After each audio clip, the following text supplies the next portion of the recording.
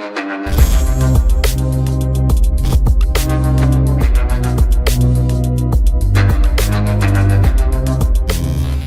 Guys, कैसे हैं आप। उम्मीद करता हूं कि आप सब खैरियत से होंगे, खुश होंगे और हमारी दुआ है कि आप हमेशा खुश रहें, हंसते और मुस्कुराते रहें। मेरा नाम है रहमान अनवर और मैं हूं मोहम्मद सैयद और मैं मुज़फ़्फ़र इकबाल। और आज हम जिस वीडियो प्रयाग करने जा रहे हैं, इस वीडियो का टाइटल है डॉक्टर एस जयशंकर साहब brilliant speech at UN completely ignore Pakistan and focus on China. तो देखते हैं भाई वीडियो। अगर वीडियो पसंद आए तो लाइक सब्सक्राइब ज़रूर कीजिएगा और कमेंट में अपनी राय का इज़हार ज़रूर कीजिएगा। तो चलो वीडियो करते हैं शुरू। Welcome you world affairs. मैं हूं प्रशांत धवन। दुनिया भर के वर्ल्ड लीडर्स रिसेंटली गए यूएसए के शहर न्यूयॉर्क में, क्योंकि वहां पर यूनाइटेड नेशंस का जो 77 सेशन है जनरल असेंबली का, ये स्टार्ट हुआ था। हमने देखा कि एर्दोगान, उसके अलावा चाइना की तरफ से वेरियस और कंट्रीज ने अपने अपने स्पीच दिए हैं, दुनिया के सामने अपनी सोच रखी। भारत की तरफ से इस साल पीएम मोदी नहीं गए। भारत की तरफ से इस साल स्पीच दिया है भारत के विदेश मंत्री डॉक्टर एस जयशंकर ने, और इन्होंने एक्चुअली यहाँ पर 2 इवेंट अटेंड किए हैं। पहले तो इन्होंने यहाँ पर स्पीच दिया इंडिया एट 75 में, जहाँ पर इंडिया और यूनाइटेड नेशंस के जो 75 ईयर्स कंप्लीट हो चुके हैं रिलेशंस के, इसके बारे में इन्होंने यहाँ पर बात करी। और फिर इन्होंने एक प्रॉपर स्पीच दिया यूनाइटेड नेशंस की जनरल असेंबली में। अब एक इंटरेस्टिंग बात देखिए, यहाँ पे आपको ये भी समझ में आएगा कि इंडिया एज ए कंट्री किस तरीके से आगे बढ़ रहा है। और हम ये नहीं चाहते कि हमें हमेशा के लिए ना बस एक साउथ एशियन कंट्री देखे दुनिया। हम ये चाहते हैं कि भारत एक ग्लोबल वॉइस बन के उभरे। इसलिए जयशंकर साहब का आप अगर पूरा स्पीच देखोगे तो इसमें इन्होंने भारत का मेंशन किया है 21 बार, आतंकवाद का मेंशन किया है 7 बार, क्लाइमेट चेंज का मेंशन किया 6 बार, एनवायरमेंट का मेंशन किया 5 बार, यूक्रेन का 4 बार, मगर पाकिस्तान का 1 बार भी मेंशन नहीं किया। ये बहुत ही इंपॉर्टेंट एक जेस्चर है। इसके कंपैरिजन में जब पाकिस्तान के प्रधानमंत्री शहबाज शरीफ गए यूएनजीए में, इनका पूरा फोकस था इंडिया पे। सबसे ज्यादा बार इन्होंने यहाँ पे अपनी स्पीच में कश्मीर का मेंशन किया 12 से 13 बार, इंडिया का मेंशन किया 10 से 9 बार, अफगानिस्तान का मेंशन कर दिया 9 बार। और अफगानिस्तान के बारे में तो ओपनली ये कह दिया कि अफगानिस्तान पाकिस्तान में आतंकवाद फैलाता है और अफगानिस्तान की वजह से पाकिस्तानियों ने बहुत सफर किया है। ये छोटी सी क्लिप है, मैं चाहता हूं ये आप देखें। Pakistan shares the key concern of the international community regarding the threat posed by the major terrorist groups operating from Afghanistan, especially ISIL-K and Tehreek-e-Taliban Pakistan, as well as Al-Qaeda, ETIM and IMU. तो यहाँ पे आपने देखा पाकिस्तान के प्रधानमंत्री ने basically दुनिया को ये कह दिया कि जो आतंकवाद पाकिस्तान फेस कर रहा है आज के समय, ये अफगानिस्तान से शुरू होता है। अफगानिस्तान की वजह से पाकिस्तान सफ़र कर रहा है। और इससे एक इंडिकेशन ये भी दे दी कि रीजन में जो हम प्रॉब्लम देखते हैं ना आतंकवाद की, उसका मेन कारण पाकिस्तान नहीं है। सारा ब्लेम डाल दिया अफगानिस्तान की तरफ। ये बातें सुन के ऑब्वियसली तालिबान खुश था नहीं। तालिबान ने सीधा सीधा यहाँ पर बोल दिया है this is nothing but humiliation. ये लोग चाहते हैं अब कि पाकिस्तान माफी मांगे तालिबान और अफगानिस्तान से, क्योंकि उन्होंने अफगानिस्तान पर गलत आरोप लगाए हैं यूनाइटेड नेशंस में। ऑब्वियसली तालिबान पाकिस्तान का जवाब यूएन में कर नहीं सकता, क्योंकि तालिबान की एंट्री अभी है नहीं यूएन में। मगर एक स्पीच से पाकिस्तान के पीएम ने अफगानिस्तान पाकिस्तान के रिलेशंस और ज़रा खराब कर दिए हैं ना। फिर अगर हम बात करें भारत की, तो इंडिया के बारे में एक बहुत इंटरेस्टिंग बात हुई।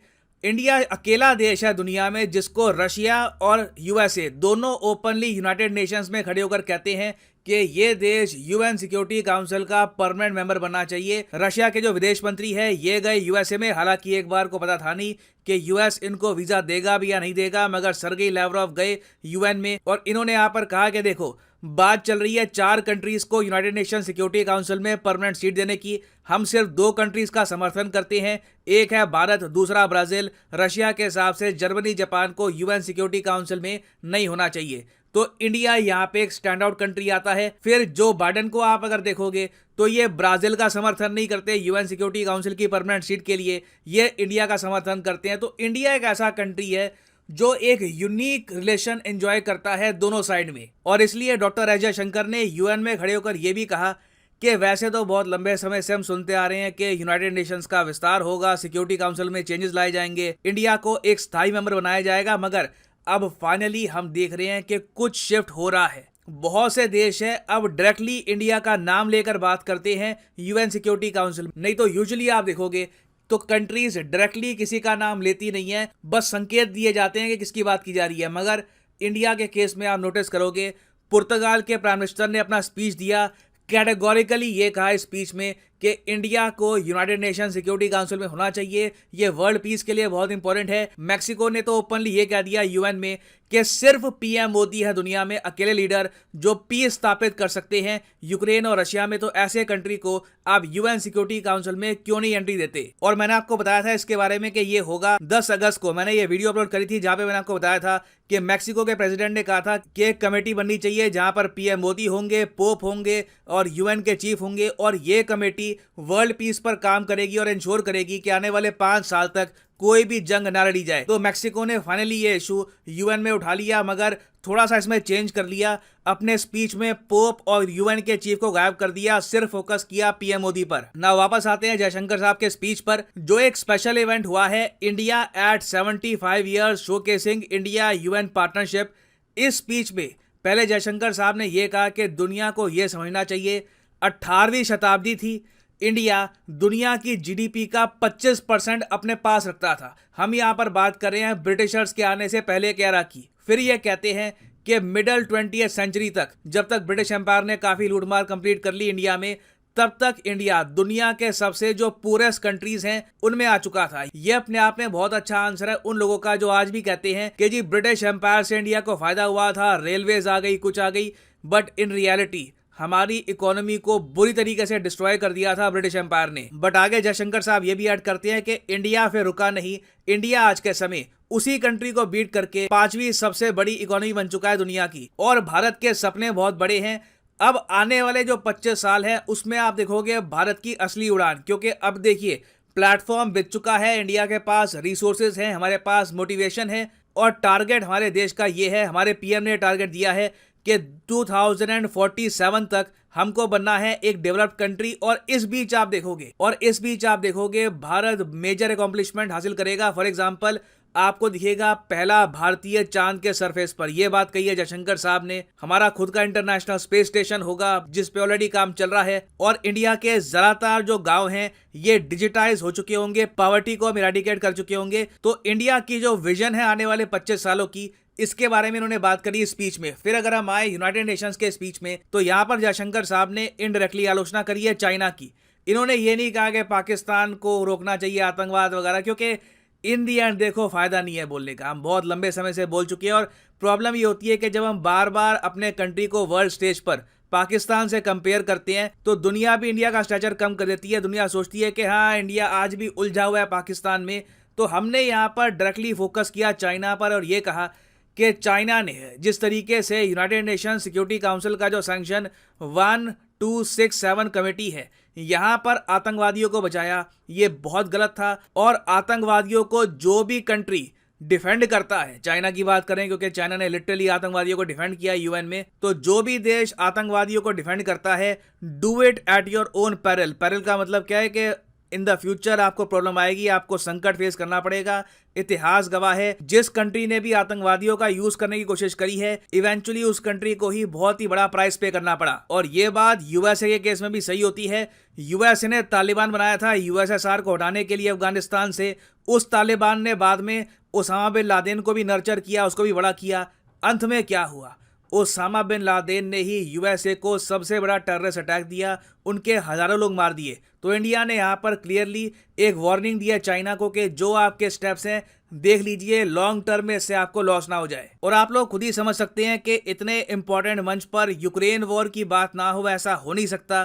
तो जयशंकर साहब ने यहाँ पर यह भी कहा कि हमें पता है दुनिया हमसे पूछती है कि तुम किसकी साइड हो, तुम क्या यूक्रेन की साइड हो, क्या रशिया की साइड हो। तो यहाँ पर इंडिया का जवाब ये था कि हम लोग पीस की साइड है, हम चाहते हैं कि जल्दी से पीस यहाँ पे स्थापित हो जाए। और हम दोनों साइड्स को कहते हैं, यूक्रेन रशिया को, कि आप बैठकर टेबल पर डायलॉग और डिप्लोमेसी पर फोकस करिए, as it is the only way out. इसके अलावा कोई रास्ता नहीं है ये वॉर खत्म करने का। और फिर इंडिया का जो पॉजिटिव कंट्रीब्यूशन है दुनिया को, ये भी इन्होंने हाईलाइट किया। इन्होंने यहाँ पर ये कहा कि देखो, दुनिया भर में 100 से ऊपर देश हैं, वहां पर इंडिया ने वैक्सीन प्रोवाइड करी थी जब पेंडेमिक अपने पीक पे था। उसके अलावा इंडिया ने 50,000 मेट्रिक टन गेहूं भेजा अफगानिस्तान को। हमने अफगानिस्तान को दवाइयां भेजी, वैक्सीन भेजी। उसके अलावा जब श्रीलंका आर्थिक संकट में डूब रहा था, चाइना इनकी हेल्प में नहीं आया, हमने श्रीलंका को $3.8 बिलियन दिए अपनी कंट्री को स्टेबल रखने के लिए। और ये बात श्रीलंका ने खुद एडमिट करी है कि इंडिया की अगर हेल्प ना मिली होती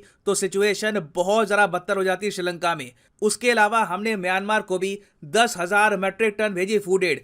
अब म्यांमार देखिए ऐसा देश है जहां पर तख्तापलट हो चुका है, आर्मी ने टेक ओवर कर लिया है और यूएस और यूरोप ने ऑलमोस्ट अपने रिलेशंस तोड़ ही दिया म्यांमार के साथ, उस पर सैंक्शन लगा दिए हैं। और इन सैंक्शंस का इन दी एंड नेगेटिव इंपैक्ट सबसे ज्यादा किस पे होगा? आम इंसान पर। तो इंडिया ने इंश्योर किया है कि इवन दो म्यांमार दुनिया में आइसोलेट हो चुका है, म्यांमार के लोगों को जरा कष्ट ना महसूस हो, इसलिए हमने म्यांमार की भी यहाँ पर हेल्प करी है। और हमने फिर ये भी ऐड किया कि जब हम कंट्रीज की हेल्प करते हैं तो डेट ट्रैप क्रिएट नहीं किया जाता। अगेन यहाँ पे हम इनडायरेक्टली बात कर रहे हैं चाइना की, कि चाइना किस तरीके से कंट्रीज को हेल्प करने के नाम पर उनको डेट ट्रैप में फंसा देता है।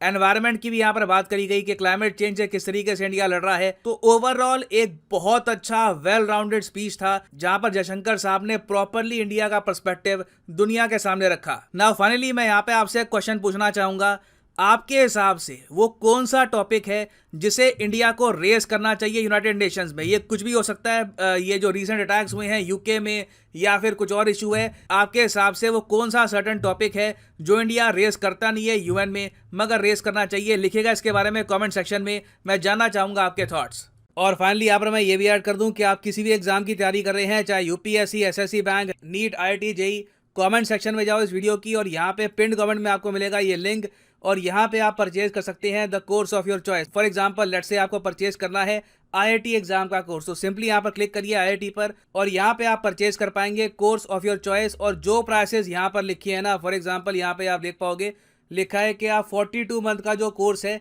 ये आप परचेज कर सकते हैं सिर्फ 1900 रुपये पर मंथ देकर। ये प्राइस पे करने की आवश्यकता बिल्कुल नहीं है, सिंपली यहाँ पर कोड यूज़ करिए PD10 और प्राइसेस गिरना स्टार्ट हो जाएंगे।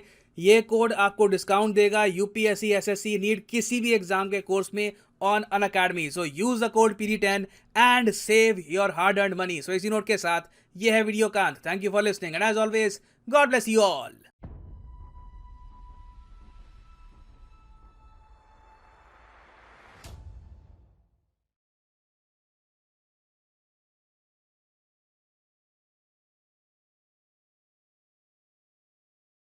हाँ जी गाइस, तो जैसा कि आप वीडियो देख रहे थे तो डॉक्टर एस जयशंकर साहब ने आज भाई जो स्पीच दी है ना, उस स्पीच में उन्होंने बहुत अच्छे मुद्दे उठाए हैं और उन मुद्दों में उन्होंने एक ऐसा मुद्दा भी इग्नोर किया जो कि भाई पाकिस्तान है, जो कि और पहली दफ़ा ऐसा हुआ है जो कि एक ऐसा पाकिस्तान के जिसके मुंह से इंडिया कश्मीर के बगैर कोई लफ्ज़ ही नहीं निकलता, चाहे वो UN हो, चाहे UN हो, जो भी हो, जिस जगह भी जाएं, लेकिन UN सबसे आगे, हम कश्मीर, इंडिया, जुल्म, ये वो इन चीज़ों को आगे रखते हैं। ठीक है, उन्होंने भाई साथ इस दफ़ा जुल्म वाले खाते में अफगानिस्तान को भी ऐड कर दिया, ये चीज़ है भाई, ठीक है ना। और साथ ये भी कह रहे हैं कि तरीके तालिबान पाकिस्तान भाई TLP जो भी है वो पाकिस्तान के भाई। मेरी बात सुनो कि ये ठीक है, आवाज़ उठानी चाहिए, आप जहाँ भी जाते हैं एक आपका एक हक होता है आवाज़, राइट है, आप जो मर्जी उठाएं, बिल्कुल ठीक है भाई। पहले ना हमने मुल्क पर एक फोकस करे, हमने मुल्क को इतना एक काबिल बना देना, इतनी आप में पावर हो कि जब आप बात करें ना तो पता चले कि भाई बात बंदा कर रहा है प्रेसिडेंट, और इस बात पर अमल करना या एक्शन लेना बनता है। लेकिन आप एक मतलब कि एक यार क्या वही, हम पैसे नहीं मांगने हैं लेकिन मजबूरी है। बात ये है कि जाना नहीं चाहिए था खुद प्राइम मिनिस्टर को, आप किसी वज़ीर ख़ारजा भी साथ था उसको भेज दे, बल्कि वो भी साथ गया हुआ था, उसका जाना बनना नहीं था। हाँ, साथ थे, PM मोदी साहब भी नहीं थे, ठीक है, वो उनका अलहदा सिस्टम है, लेकिन ये कि उनको अच्छी तरह उन्होंने कवर किया है पीछे से जय शंकर साहब ने। लेकिन जो हर बंदे की अपनी ओपिनियन, मैं तो ये समझता अगर वो चले भी गए हैं, अगर स्पीच पे आ भी गए हैं तो किसी मुद्दे को नहीं छेड़ना था, जस्ट एक मुद्दा सामने रख देते कि अब पाकिस्तान के जिस तरह वो फ्लड आया हो ना, सिर्फ वो एक मुद्दा रखते 5 मिनट बोलते उसके ऊपर 10 मिनट बोलते, स्पीच अपनी ख़त्म करते, और लोगों ने जो है ना वो दाद देनी थी इस चीज़ के ऊपर।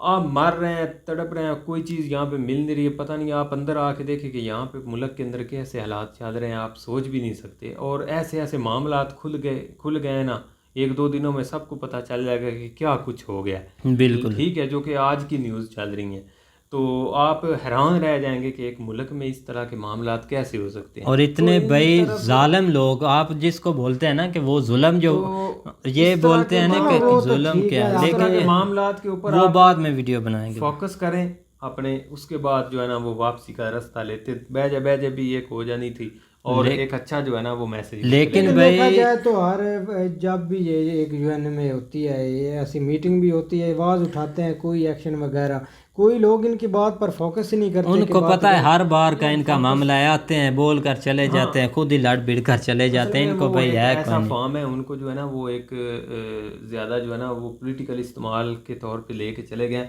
वहाँ पे जस्ट बताना ही यही होता है कि हमारी परफॉर्मेंस क्या आ रही है 1 साल के अंदर, ठीक है, हर साल जो होती है, ठीक है, और उसका मतलब भी यही होता है कि आप जाएं वहाँ पे बताएं कि हम क्या कर रहे हैं, हम लोगों के लिए क्या कर रहे हैं, हम वर्ल्ड के लिहाज से जो है ना वो क्या कर रहे हैं, कैसे चल रहे हैं। बिल्कुल, खासकर आप देखें क्लाइमेट चेंज जो है ना वो बहुत इंपॉर्टेंट है हर मुल्क के लिए, इन्वायरमेंटल के लिहाज से जो है ना वो बहुत ज़्यादा ज़रूरी है। आगे जिस तरह वार्स का सिलसिला चला हुआ है, यूक्रेन का देख लें, इधर ताइवान का देख लें, इधर जो है ना वो जिस तरह बाकी मुल्कों में, ये छोटे मोटे मुल्कों में मामला चल रहे हैं, इसके ऊपर आप बात कर सकते हैं। बिल्कुल भाई, इसको आगे रखें, ये बताएं कि ये ऐसे नहीं भाई, चाइना के ऊपर बात की कि डेट्स की सूरत में जो है ना वो लोगों को किस तरह जो है ना वो अपने अंदर कवर करते हैं और मामलात बाद में ख़राब कर देते हैं, वो एक अच्छा पॉइंट था। लेकिन ये है कि बहुत सारी चीज़ें जिनके ऊपर आप बात कर सकते हैं। बिल्कुल भाई, लेकिन बार बार जो है ना ये चीज़ें लेके आना, ये कोई अच्छी चीज़ नहीं है। इस चीज़ को भाई समझना चाहिए। बिल्कुल जो है ना वो छोड़ना चाहिए। बिल्कुल भाई, और अपने देश को भाई आगे लेकर आना चाहिए, क्योंकि इन्होंने भाई बिल्कुल ही छोड़ दिया है भाई। साल के अंदर क्या अचीवमेंट किया, आगे आपका प्लान क्या है, उसके ऊपर आप जाएं, उसके ऊपर बात करें। बिल्कुल भाई, तो जिस तरह उन्होंने बताया, जयशंकर साहब ने जो है ना वो बताया कि हमने किस तरह जो है ना वो एक वैक्सीन जो है ना वो पूरे वर्ल्ड में कहाँ पे हमने पहुंचाई, हमने फूड जो है ना वो हमने जिस तरह वीट जो है ना वो किस तरह दी, अफगानिस्तान को किस तरह हेल्प आउट किया, मतलब ये चीज़ें जो है ना वो बहुत अच्छे तरीके से, तो यही आपकी अचीवमेंट है ना। आगे आपका प्लान क्या है वो भी उन्होंने बताया कि आने वाले वक्त में हम जो है ना, चलो भाई ये मुद्दा भी खत्म अब हो ही जाएगा कुछ। अब ये कि इसका जोर टूट रहा है आस्ता आस्ता। बिल्कुल भाई, और टूट क्या रहा है भाई, कल का टूट गया। तो उम्मीद करते हैं कि गाइस आपको वीडियो पसंद आएगी। अगर पसंद आए तो लाइक सब्सक्राइब ज़रूर कीजिएगा, और कमेंट में अपनी राय का इज़हार ज़रूर कीजिएगा। अल्लाह हाफिज़।